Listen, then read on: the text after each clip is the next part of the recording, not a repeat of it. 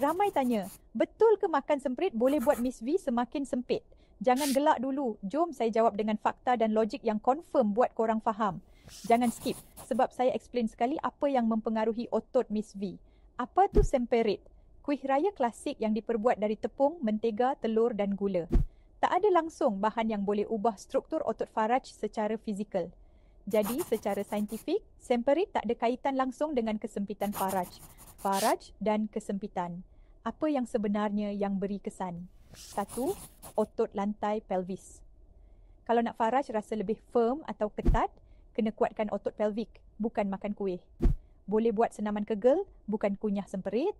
2. Hormon estrogen. Estrogen bantu kekalkan keanjalan dan kelembapan faraj. Bila hormon tak stabil, contoh lepas bersalin PCOS, menopause, faraj boleh rasa longgar atau kering. Makan semperit tak bantu dalam hal ni. 3. Gaya hidup dan pemakanan sebenar.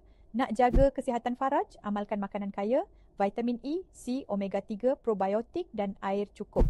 Bukan gula dan tepung dari kuih raya. Fakta lawak tapi betul. Makan semperit boleh buat badan naik berat kalau berlebihan, lemak di perut naik, hormon pun boleh kacau. Ini boleh jejas hormon estrogen dan menurunkan kesihatan faraj. So in a way, terlalu banyak semperit. Bukan makin sempit tapi makin semput. So girls, semperit memang sedap tapi tak ada kena-mengena dengan kesempitan. Kalau nak jaga kesihatan faraj, buat senaman kegel, minum air cukup dan ambil nutrien betul. Boleh juga ikhtiar Rejuvi Spray untuk bantu. Komen, saya nak jaga Miss V. Kalau nak tips real dan share video ni untuk hentikan mitos pelik ni.